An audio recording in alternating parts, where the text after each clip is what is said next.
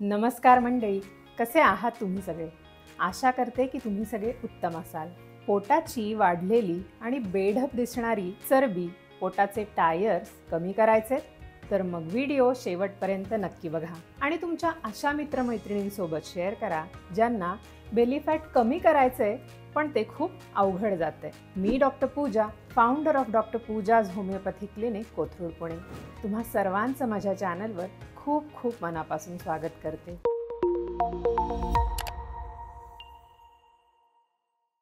दर आठवड्याच्या शुक्रवारी होमिओपॅथी या युनिक सायन्सबद्दल आणि त्याचबरोबर skin care, health care, hair care, child care, pets care, fitness आणि न्यूट्रिशन अशा वेगवेगळ्या विषयांवर इन्फॉर्मेटिव्ह व्हिडिओज घेऊन मी येत असते. या सगळ्या विषयांमध्ये इंटरेस्ट असेल तर चॅनलला नक्की सबस्क्राईब करा, कारण हे सगळे व्हिडिओज खूप सोप्या पद्धतीने मराठी भाषेत मांडण्यात येणार आहेत.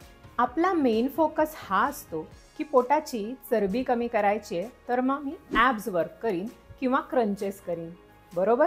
पण जे ॲब्स आपण वर्क करतो त्यामध्ये फक्त आपले कोर मसल्स जे असतात तेच स्ट्रॉंग होत असतात. त्याचं बेली फॅटसोबत काहीच घेणं देणं नसतं. माझ्या मते वेट लॉस करणं किंवा बेली फॅट कमी करणं हे जगातलं सगळ्यात सोपं काम आहे. आपण त्याला कॉम्प्लिकेटेड केलंय कारण आपण कॉम्प्लेक्स गोष्टी फॉलो करायला जातो. पण मी आज तुमच्या सगळ्यांसोबत खूप सिंपल फॉर्म्युला शेअर करणार आहे. मित्रांनो, ग्रीन टी पिल्याने फक्त ग्रीन टीच कमी होतो, बेली फॅट अजिबात नाही.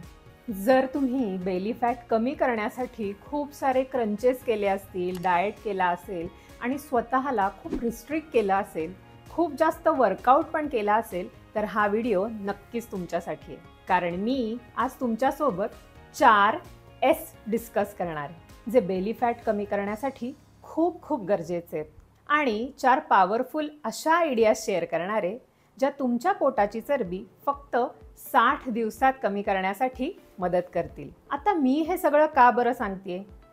कारण मी बऱ्याच लोकांना फक्त बेली फॅट नाही तर डायबिटीज, हायपरटेन्शन, फॅटी लिव्हर सारखे आजार लाईफस्टाईल रिव्हर्ट करून बरे करण्यासाठी मदत केली आहे. आणि त्याचबरोबर मी माझं स्वतःचं पोस्ट प्रेग्नन्सी हेल्थ ट्रान्सफॉर्मेशन पण हीच सगळी सूत्र वापरून केलं आहे. Not only fat burning but acne, constipation सारख्या तक्रारी पण लाईफस्टाईल चेंजेसने आपण करेक्ट करू शकतो. तुम्हाला पण कमी एनर्जी, कमी स्टॅमिना सोबत जगायचं नसेल तर तुमच्या शरीराबद्दल तुम्ही अभ्यास करायला सुरुवात करा. मिशन हातात घ्या, बॉडीवर वर्क करा.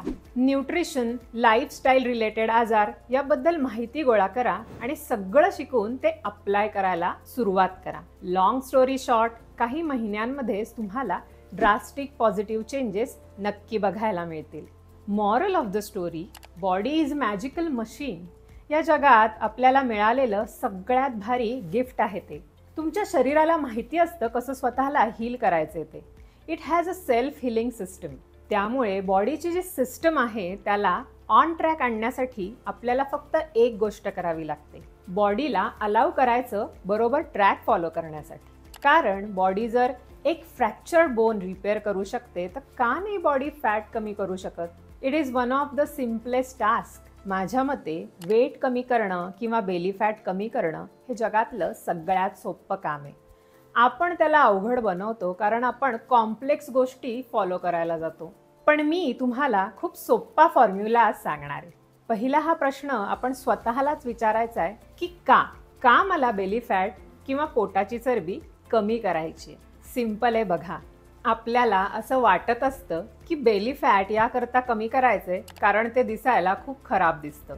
येस, पण हा फक्त एकच भाग झाला. यापेक्षा जास्त बोलायचं झालं तर बेली फॅट तुमच्या शरीरात वेगवेगळे आजार आणतं. स्पेशली जे तुमच्या ॲबडॉमिनल एरियामध्ये फॅट असतं ते तुमच्या डायबिटीज, हायपरटेन्शन आणि वेगवेगळ्या मेटाबॉलिक डिसऑर्डर्सला आमंत्रण देणार आहे, आज नाही तर उद्या.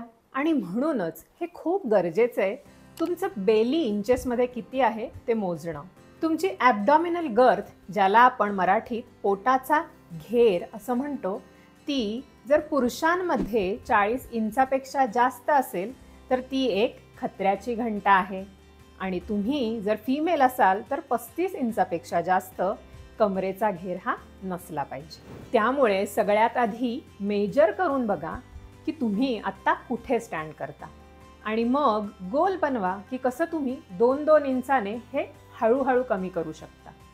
फिमेल्समध्ये आयडियली हा आकडा 30 ते 32 किंवा त्यापेक्षा थोडा कमी ठेवू शकलात तर great.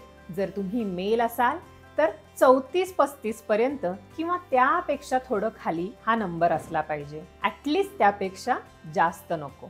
That should be the goal. आणि त्यानंतरच तुम्ही एका ऑप्टिमल हेल्थच्या कॅटेगरीमध्ये याल. नाव let's come to the point की हे कमी कसं करायचं.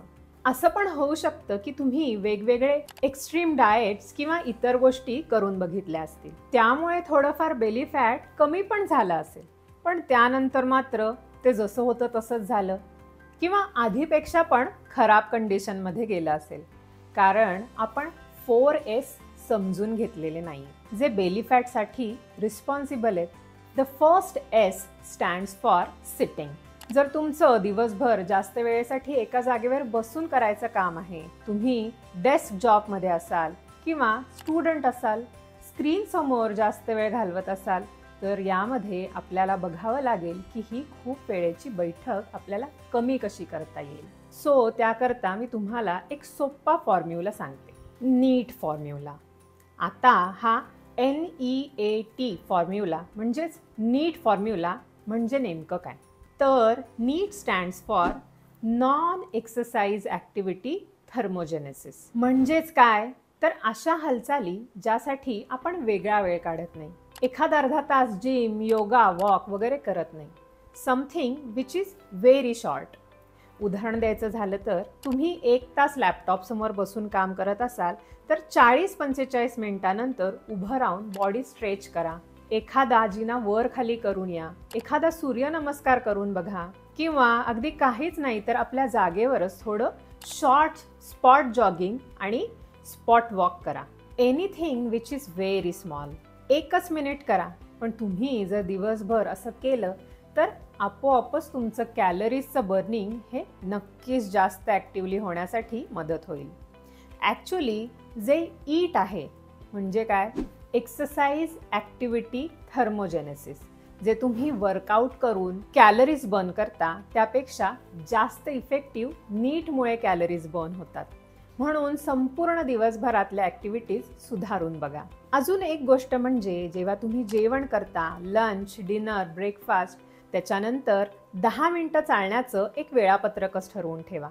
एस्पेशली रात्रीच्या जेवणानंतर. पोस्ट डिनर टाईम हा खूप महत्त्वाचा असतो. जेवणानंतर जर तुम्ही 10 मिनिटं वॉक ॲड केलं तर त्यामुळे तुम्ही आत्ता जे जेवलात त्या कार्ब्सचं ग्लुकोजमध्ये कन्व्हर्जन होतं आणि जर ते वापरलंच नाही तर ते फॅटमध्ये कन्वर्ट होणार आणि स्पेशली पोटाच्या घेराजवळ साठून राहणार. ते होऊ नये म्हणून तुम्हाला ॲक्टिव्हिटीज ॲड करायच्या आहेत. वॉकिंग ही ॲक्टिव्हिटी तुम्हाला पोस्ट डिनर नक्कीच खूप मदत करेल. दुसरा S जो आहे व्हेरी व्हेरी इम्पॉर्टंट, तो म्हणजे sugar. Yes, I am very sure तुमच्यापैकी बऱ्याच लोकांनी हे नक्कीच गेस केलं असेल. शुगर हे एक अल्ट्रा प्रोसेस्ड फूड आहे, बेली फॅट वाढवण्याचं एक मेन कारण. असं का? हा कचरा जमलाच कसा? का या पोटाच्या भागात या जास्तीच्या कॅलरीज साठतात? कारण आपण एम्प्टी कॅलरीज घेतल्या. असे पदार्थ आपण खाल्ले ज्यामध्ये कॅलरीज खूप जास्त आहेत पण न्यूट्रिशन कमी आहे, ज्यामुळे पोट उपाशीच राहिलं. शरीराला जे हवंय ते दिलंच नाही, वरून प्रमाणापेक्षा जास्तच खाल्लं. या सगळ्यामुळे आपण over fat but under nourished राहिलो. जे शरीराला हवे आहेत ते न्यूट्रियंट्स शरीराला दिलेच नाहीत. पण आपल्या शरीरात अन्न तर आपण खूप टाकलं, कचरा खाल्ला, मग हे एक्सेस जाणार कुठे? जास्त करून पोटाच्या भोवती जमा होणार आणि कधी कधी हिप्स आणि थाईजच्या मध्ये पण ते साठून राहतं, ज्याला आपण स्टबर्न फॅट असं म्हणतो. आता याचं सोल्युशन काय आहे? आधी चेक करून बघा की शुगर आणि हिडन शुगर कुठून कुठून शरीरात जाते. सॉफ्ट ड्रिंक्स, कोला, सोडा किंवा तुमचे फ्रूट ज्यूसेस असतील, घरी बनवलेले किंवा बाहेरून विकत आणलेले. त्या व्यतिरिक्त तुमचे ब्रेड किंवा बेकरी आयटम्स. तुम्हाला माहिती आहे का, ब्रेडमध्ये गोडवा जाणवत नसला तरी त्यात खूप शुगर असते. तुम्ही नान वगैरे कोणतंही रिफाईंड जेवण, पॅकेज फूड, नमकीन वगैरे खाता, या सगळ्यात शुगर ही असतेच. त्यामुळे ते ॲडिक्टिव्ह असतं. ते डोपामिन रिलीज करतं, ज्यामुळे ते अजून सारखं खायची इच्छा होते. आणि लक्षात ठेवा, शुगर बॅड बॅक्टेरियाला फीड करतं. आपल्या गटमध्ये गुड आणि बॅड दोन्ही प्रकारचे बॅक्टेरियाज असतात.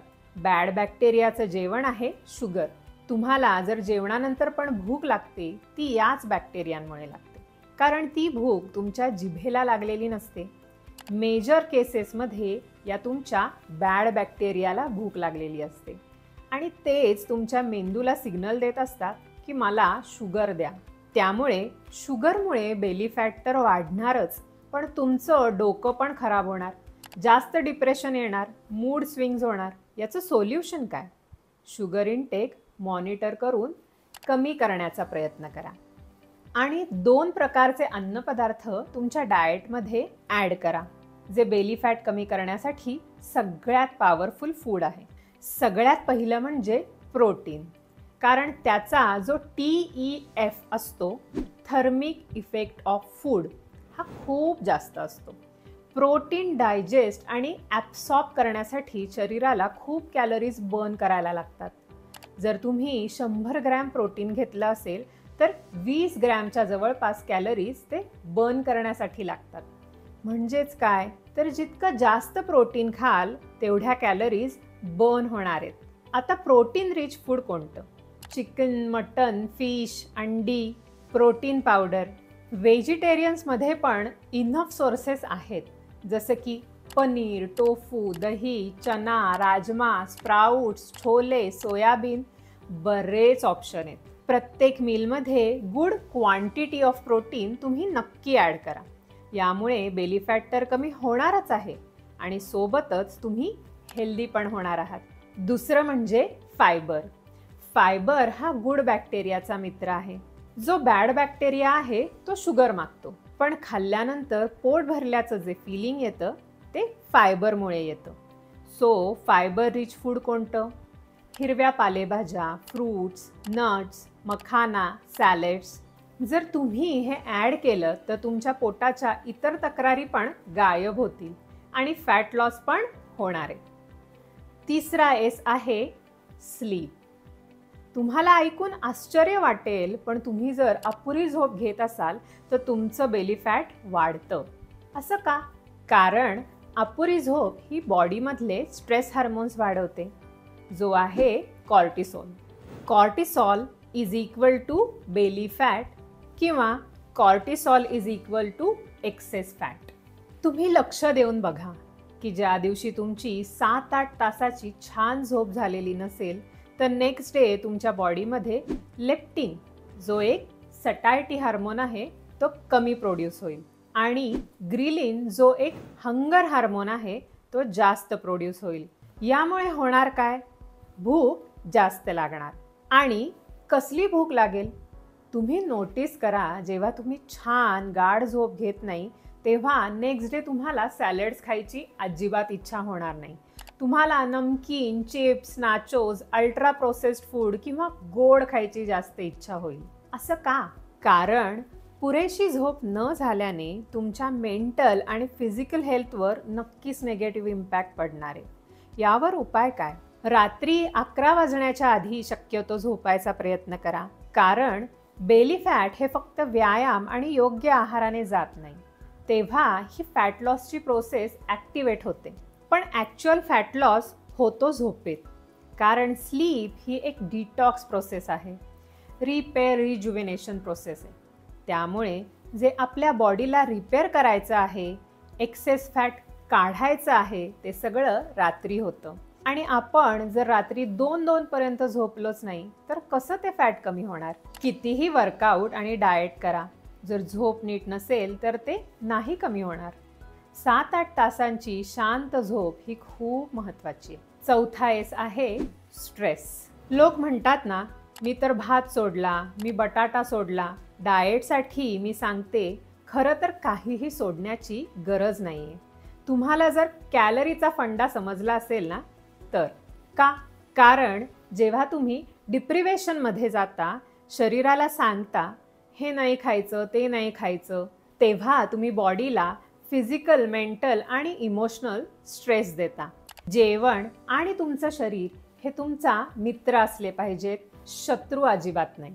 इवन तुम्ही जेव्हा आरशात बघून वाढलेल्या पोटाला कोचता, यार फक्त हे नकोय मला, हे गेलं पाहिजे असं म्हणता, नवीन कपडे विकत घेता आणि ते एन्जॉयच करत नाही, हे खूप टाईट आहे, घाण दिसतंय असा विचार करता, या सगळ्यांचा नेगेटिव्ह स्ट्रेस तुम्हाला येणारच आहे. बेली फॅट तुमच्या शरीराचाच एक भाग आहे. आपल्या शरीरावर जेवढं प्रेम कराल तेवढा तुमचा स्ट्रेस हा कमी होईल. स्ट्रेस कमी करण्यासाठी काय काय करता येईल हे शोधून काढा. डीप ब्रीदिंग करणं खूप सोपं आहे. मेडिटेशन करणं काही लोकांना थोडं अवघड वाटेल, पण तुम्हाला जर जमत असेल तर you are good to go. Even Kapalbhati is excellent. Kapalbhati belly fat कमी करण्यासाठी खूप पॉवरफुल आहे. जर तुम्ही 300 स्ट्रोक्स कपालभातीचे केले तर तुम्ही मॅजिकल रिझल्ट्स बघाल. 100-100-100चे 3 sets and you will see a huge change. चेहऱ्याचा ग्लो, हेअरफॉलमध्ये पण तुम्हाला फरक छान दिसेल. So that is all about stress. Stress manage करण्यासाठी अजूनही बरेच उपाय आहेत. तुम्ही जे आवडेल ते नक्की करा. माइंडमध्ये शांती कशी आणता येईल ते बघा. नेचरमध्ये जाणं, ओल्ड हॉबीज जोपासणं, ग्रॅटिट्यूड डायरीज लिहिणं, पण काहीतरी असं जे तुम्हाला स्ट्रेस फ्री राहण्यासाठी मदत करेल. हे जे 4 S आहेत, sitting, sugar, sleep and stress, यांना कसं लांब करायचं हे तर मी तुम्हाला सांगितलं. पण शेवटची जी मॅजिकल गोष्ट आहे ती म्हणजे आधी पक्क ठरवा की मला बेली फॅट कमी करायचे. कारण आपला प्रॉब्लेम हा असतो की आपण सुरुवात तर खूप छान करतो, पण जर्नीमध्ये टिकून राहत नाही. त्यासाठी मी एक उपाय सांगते. जर तुम्हाला या गेममध्ये टिकून राहायचंय, कारण पेशन्स शिवाय बेली फॅट जाणारच नाहीये. येणाऱ्या 2 महिन्यांचा गोल ठरवा आणि तो मला का अचीव्ह करायचा आहे ते सुद्धा. स्वतःला इमॅजिनेशन द्या, काय होईल जर तुम्ही बारीक झालात, तुमचा फॅट लॉस झाला तर. तुम्हाला नेमका आनंद कोणत्या गोष्टी देणार आहेत? कारण तुमचं जर स्टेट ऑफ हेल्थ नीट नसेल तर कोणताही बाहेरचा आनंद कामाचा नसतो. सो अल्टिमेटली आनंदी राहायचं असेल तर हेल्थ इम्प्रूव्ह करणं खूप महत्त्वाचं आहे आणि त्यासाठी छोट्या छोट्या स्टेप्स घेणं खूप गरजेचं आहे.